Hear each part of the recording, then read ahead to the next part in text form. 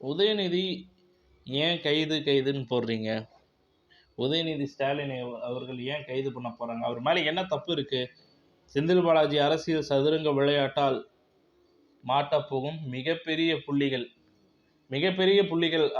அதாவது திமுக கட்சியில வந்து பார்த்தீங்கன்னா, மிகப்பெரிய அமைச்சர்கள்னா யாருன்னா செந்தில் பாலாஜி, பொன்முடி அவர்கள் மற்றும் ஸ்டாலின் ஐயா அவர்கள், உதயநிதி ஸ்டாலின் அவர்கள், மு.க. ஸ்டாலின் அவர்கள் இவங்கலாம் வந்து பார்த்தீங்கன்னா பெரிய வட்டாரங்கள். ஸோ இதில் பெரிய வட்டாரங்களில் செந்தில் பாலாஜி அவர்கள் வந்து பார்த்தீங்கன்னா இந்த ஊழல் வழக்கில் மாட்டியிருக்கிறாரு. அவருக்கு அடுத்தபடி இருக்கக்கூடிய வந்து பார்த்தீங்கன்னா பொன்முடி அவர்களும் வந்து பார்த்தீங்கன்னா ஒரு சின்ன இஷ்யூவில் மாட்டி இப்போ தான் வெளியே வந்திருக்கிறாரு.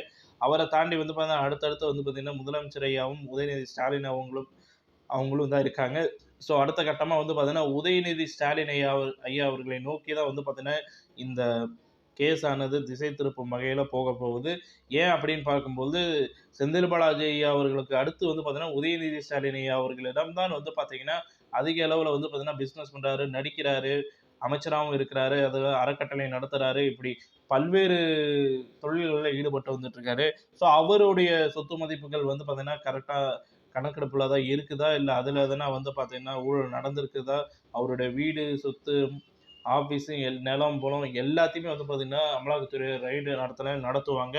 அதை வந்து பார்த்தீங்கன்னா எதிர்பார்க்கலாம், எப்படி வேணாலும் நடக்கலாம். ஸோ அப்படி எதிர்பார்க்கும்போது அவங்களுடைய செந்தில் பாலாஜியுடைய சொத்து மதிப்புகளில் ஏதேனும் தவறு இருந்தால் அவரையும் வந்து பார்த்தீங்கன்னா கைது பண்ணலாம். ஏன்னா அந்த அளவுக்கு வந்து பார்த்தீங்கன்னா மத்திய அரசு வந்து பார்த்தீங்கன்னா இதில் இறங்கி வேலை செஞ்சுருவாங்க. அதுவும் இல்லாமல் அமலாக்கத்துறையினர் வந்து பார்த்தீங்கன்னா எந்த பக்கமும் காசுக்காக வசமாட மாட்டார்கள். அந்த அளவுக்கு ஒரு நேர்மையான துறை. அந்த துறையினரிடம் நம்ம சிக்கிக்கிட்டோம்னா இவங்க வந்து பார்த்தீங்கன்னா கன்ஃபார்மாக வந்து பார்த்தீங்கன்னா அவங்க எப்படியா இருந்தாலும் எதனா தப்பு பண்ணியிருந்தா உண்மையை வரவழைச்சிருவாங்க. ஸோ அதே போல் தான் வந்து பார்த்தீங்கன்னா இப்போ உதயநிதி அவர்களும் அவர் சைடில் ஏதாவது ஒரு சின்ன மிஸ்டேக் செய்திருந்தால் அவரும் வந்து பார்த்தீங்கன்னா கைது செய்வதற்கான வாய்ப்புகள் நிறையவே இருக்கு.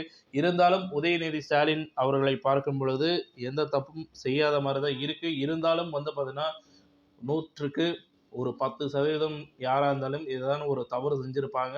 அந்த 10% தவறினால் மட்டுமே வந்து பார்த்தீங்கன்னா யாராக இருந்தாலும் ஒரு பிரச்சனையில் மாட்டுவாங்க. அந்த 10% தவறு எதனா இவர் செஞ்சிருக்கிறாரா அப்படின்றதான் பார்க்கப்படணும். அடுத்தபடியாக வந்து பார்த்தீங்கன்னா செந்தில் பாலாஜிக்கு வந்து பார்த்தீங்கன்னா வருகிற 12ஆம் தேதி நீதிமன்ற காவலானது முடிவடைகிறது. அவர் மீது வந்து பார்த்தீங்கன்னா போடப்பட்ட வழக்குகள் 2 வழக்குகள் வந்து நீதிமன்றத்தில் போயிட்டுருக்கு. அந்த வழக்குகள் வந்து ஒத்தி வச்சாங்க. அந்த வழக்குகள் மீண்டும் வந்தால் அன்று விசாரணை நடத்தப்படும். நீதிமன்றத்தில் ஆஜராக வேண்டும். செந்தில் பாலாஜி அவர்கள் ஆஜராகுவாரா இல்லையான்றதை பொறுத்திருந்து பார்ப்போம். இந்த தகவல் பிடிச்சிருந்தா லைக் பண்ணுங்க, ஷேர் பண்ணுங்க. நன்றி, வணக்கம்.